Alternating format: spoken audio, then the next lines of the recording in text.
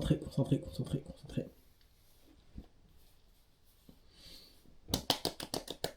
You ready? Is it going? Et salut les enfants! Kawaii! C'est bon, je vais faire des intros de vidéos claquées comme ça à chaque fois. Bienvenue pour ce petit format qui a un autre format. Jusque-là, j'avais publié plutôt des vlogs, sur mon voyage en Espagne. Et là, on va passer un peu plus dans des choses que j'aimerais développer, qui sont des retours de lecture que je vais appeler le club lecture. Je vais faire pas mal de pauses pendant cette vidéo parce que je vais essayer d'éliminer tous les que je fais assez régulièrement pour avoir un discours un peu plus fluide, un peu plus compréhensible. Donc ça va être un peu chaotique, mais c'est l'entraînement, c'est fait pour ça et j'espère que vous allez me suivre pour cette petite aventure. Au programme aujourd'hui... ce super livre, donc ça s'appelle Art, Sciences, Technologie, défi à la recherche-création. C'est un livre qui est édité par les Presses du Réel dans la collection Artec, qui est, de ce que j'ai compris, une collection de petits bouquins dédiés aux auteurs étrangers francophones. Donc c'est tout moi ça. Mais voilà, les Presses du Réel aussi, c'est une maison d'édition que j'adore, que j'ai découvert pendant mes études en histoire de l'art, et vraiment je crois que si cette maison d'édition tombe un jour, c'est tout un champ d'études qui tombe avec, parce que c'est une maison d'édition qui est assez importante je pense pour l'histoire de l'art, puisque tous les livres que j'ai adorés et qui vraiment traitent de thématiques contemporaines, ou un peu moins, qui traitent de la thématique de l'histoire de l'art de manière contemporaine, donc avec des écrivains qui sont professeurs actuellement ou autres, ça se passe vraiment là-bas, tous les penseurs, toutes les réflexions, je veux dire plutôt là-bas aux Presses du Réel. Et donc moi, c'est une maison d'édition que j'aime beaucoup. Je vous invite à commander directement chez eux, parce que la livraison dans des librairies, c'est assez compliqué. On peut attendre 3 semaines à 1 mois quand vous commandez chez un libraire, alors que quand vous commandez directement à la maison d'édition, ça passe beaucoup plus vite. Ils sont réactifs avec les clients individuels, un peu moins avec les librairies, de ce que j'ai compris, puisque tous mes libraires m'ont dit commander directement chez eux. Ce que je comprends, ce sont des lectures un petit peu spécifiques. Mais voilà, on va pas traîner sur cette maison d'édition que j'aime beaucoup, on va plonger justement un petit peu dans ce livre que j'essaie de vous montrer avec clarté. Je ne pourrai pas vous résumer dans l'entièreté tout ce qui est proposé dans ce livre, mais je vais essayer de le dégrossir et de pointer du doigt les choses qui m'ont intéressé. Donc, pourquoi est-ce que je l'ai choisi? Pour la thématique Art, Sciences et Technologie. Moi, c'était un peu mon mémoire de recherche. J'ai travaillé sur les EIT Programs, qui sont des croisements entre artistes et ingénieurs dans les années 70. Et depuis, c'est vraiment une thématique qui m'inspire et que j'aime bien explorer quand j'en ai le temps, même s'il y a plein de thématiques en histoire de l'art qui m'intéressent. Également, j'ai réalisé une résidence de recherche-création dans une villa cet été. C'était vraiment la première expérience du type et du coup, je me suis un peu ouvert à ces questions de résidence de recherche. Et donc, le titre de ce livre paraissait vraiment tout à fait adéquat avec mes envies intellectuelles du moment. Pour en parler un peu plus, j'ai fait des petites notes parce que j'ai rien dans la tête. Mais voilà, donc c'est un livre qui a été dirigé par Yves Citon et Marcelo Anderson Pedroso et Élise Rigaud. Alors, j'ai écrit tous les noms, je sais pas qui était avec quoi. Mais ce qui est intéressant de savoir, c'est que ce sont tous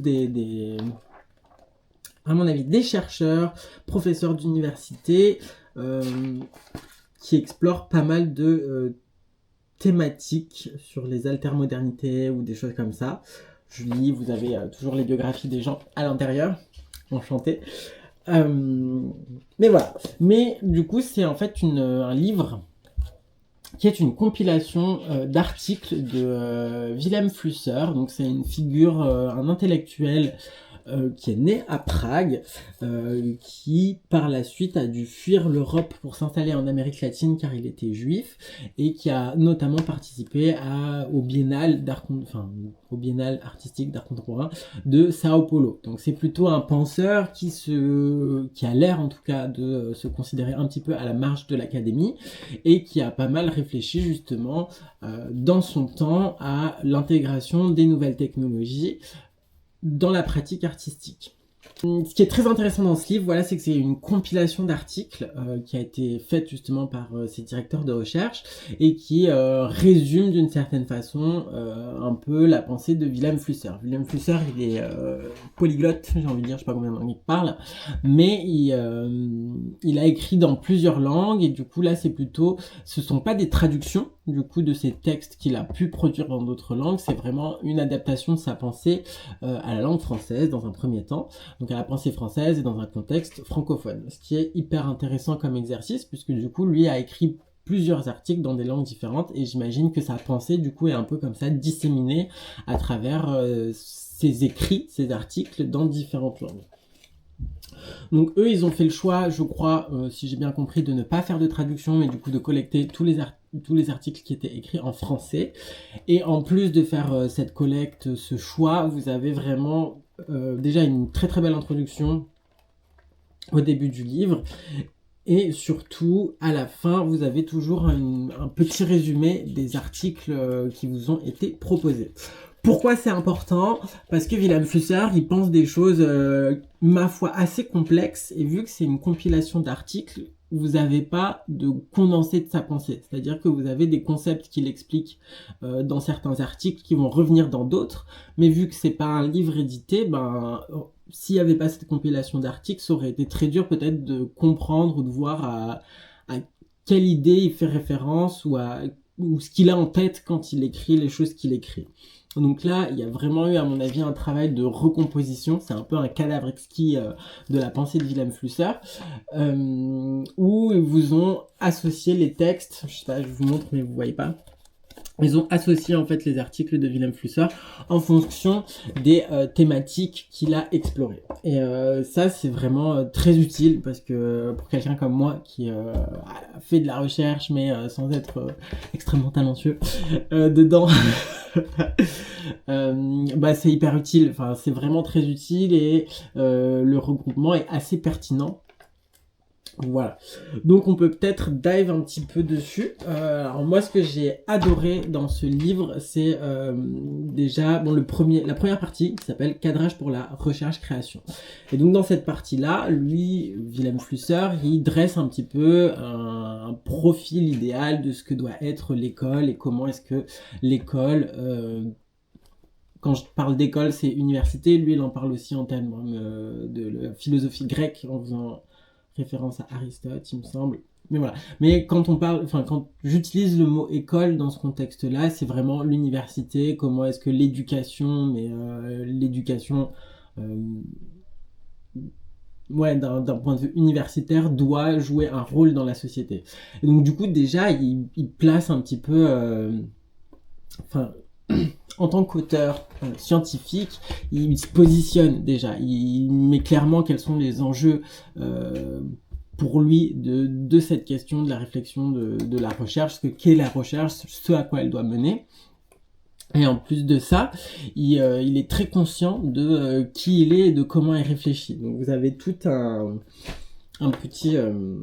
le premier en fait, le premier article sur le pile-poule qui est hyper intéressant. Donc le pile-poule, c'est ce que, si je dois le résumer, c'est une traduction juive d'argumentation et de questionnement. C'est-à-dire que moi, la façon dont je le comprends, c'est que les religions autour des livres, il y a un peu ce truc d'être avocat. Donc c'est-à-dire qu'il y a une vérité qui est écrite dans ce livre, et prêtre, théologue, l'Église dans sa dimension institutionnelle va discuter de ces textes-là.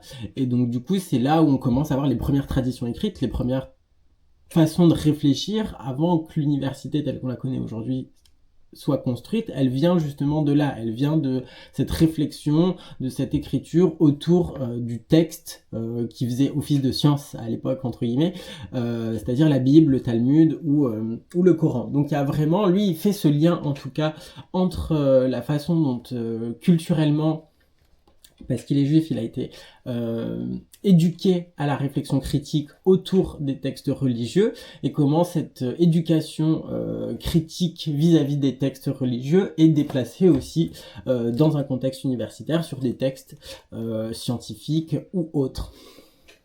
Ouais, donc déjà ça c'est hyper intéressant, moi je trouve, enfin pour plein de raisons différentes, mais surtout il nous dit comment lui réfléchit, et je trouve que c'est un effort de transparence qui est rare.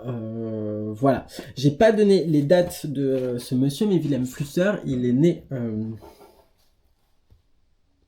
en 1920 et il meurt en 91. Donc une des choses qui est absolument effarante dans ce bouquin ou dans sa pensée, c'est que il dit des choses qui, à mon avis, à l'époque, étaient très peu perceptibles parce que le monde technologique n'était pas développé tel qu'il est aujourd'hui, mais il a une lecture qui est vraiment hyper fine, hyper intéressante. Il parle déjà de post-vérité, il parle déjà de perception multiple, et enfin pour moi, il vit aussi ces époques-là, hein, mais il parle de décolonialisme au moment des guerres de décolonialisme, mais du coup il essaye d'apporter des solutions, en tout cas critiques ou de réflexion sur comment est-ce que la vérité n'est plus exactement une vérité universelle.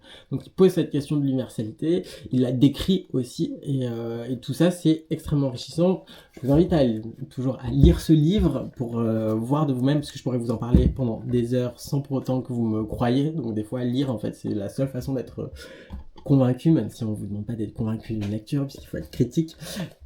Mais voilà, c'est hyper intéressant en tout cas de voir que quelqu'un dans les années 70 est littéralement en train de décrire des choses que nous on vit vraiment dans nos chairs encore plus que lui dans son époque. Du moins c'est l'impression que j'en ai. C'est peut-être totalement faux. Je reprends mes petites notes, donc vraiment oui, enfin pour le dire, mais bon, même les... Donc même dans le résumé, on parle de post-vérité, donc j'hallucine pas quand je dis ce que je dis, puisque c'est aussi noté par le groupe de direction de ce bouquin, qui font vraiment une analyse très intéressante de ces textes, qui est vraiment complète. Ils apportent des exemples, donc c'est vraiment riche. C'est un des livres, je suis pas un lecteur très rapide, mais j'ai dévoré ce livre tellement il y a de nouvelles idées dedans et que c'est dynamisant intellectuellement. Parce que vous pouvez avoir d'autres livres en tout cas qui sont histoire, qui sont en histoire de l'art, où on nous raconte beaucoup de choses, mais intellectuellement c'est pas forcément dynamisant. Ça va être plutôt des livres historiques où on nous donne de l'information, mais sans pour autant la contraster, ou vraiment essayer de construire une réflexion autour. L'info c'est sympa, mais la philosophie c'est mieux. je plaisante pas quand je dis ça. Donc voilà, donc ça c'est pour un peu les premiers paragraphes. Je pense que le très très grand point d'intérêt, donc c'est là où je pense que je manque un peu la marche, c'est que il va faire toute une analyse d'un mouvement artistique que j'ai découvert en lisant ce livre, qui s'appelle l'art sociologique, et notamment le travail de Fred Forrest. Donc moi, quand j'ai acheté ce livre, le but évidemment n'était pas de faire une recherche sur Fred Forrest, mais du coup dans ce contexte, j'imagine aussi d'édition dédiée aux étrangers, à la francophonie, ça fait vraiment sens, et c'est quand même incroyable de découvrir ce personnage-là, puisque c'est un français franco-algérien de ce qui me semble.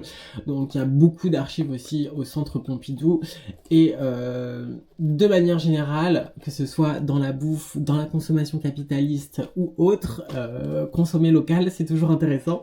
Et donc là, moi qui ai beaucoup étudié les États-Unis en termes de rapport à la technologie, et ben je tombe sur un exemple franco-français, si on peut dire, ou algériano-français, which is even cooler.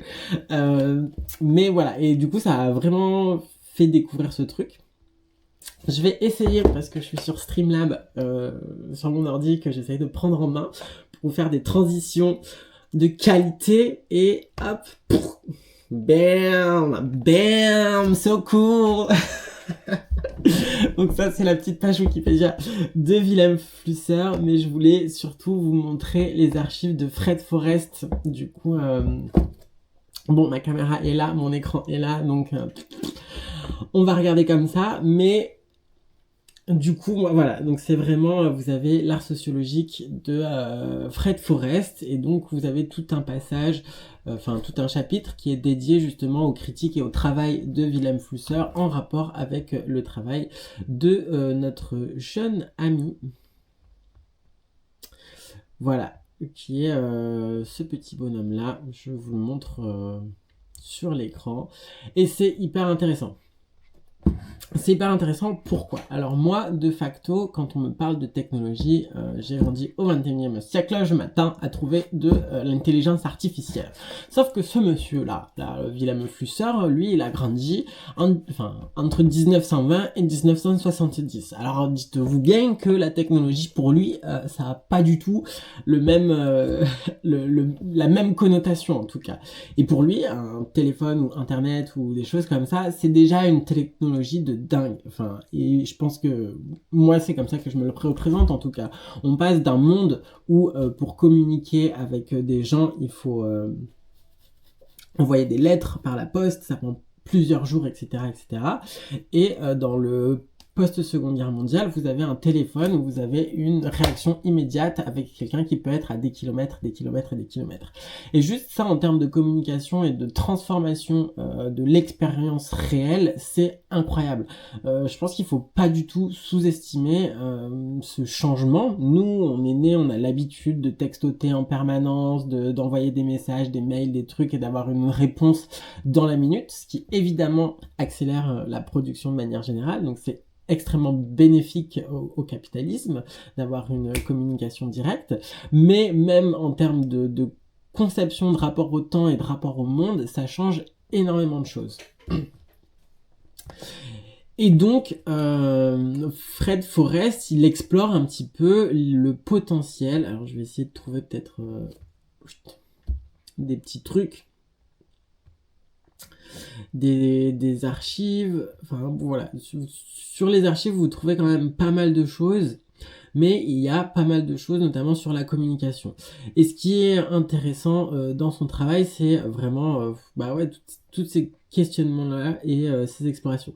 Il y avait une œuvre en particulier que je trouvais absolument pertinente. Je sais pas si vous avez vu récemment, il y a Mischief, donc c'est un collectif londonien d'art contemporain qui a fait une performance, et si je vous la trouve au montage, je vous mettrai, où en gros ils vendaient un bébé, c'était pas un vrai bébé, c'était une sculpture de bébé, et en fait les gens sur internet pouvaient acheter une partie de cette sculpture là, et du coup il y avait des ventes aux enchères sur internet, et les gens qui achetaient un morceau du bébé se retrouvaient avec un morceau de ce bébé là, puisque en live les artistes découpaient les morceaux, les parcelles de bébés qui étaient achetées.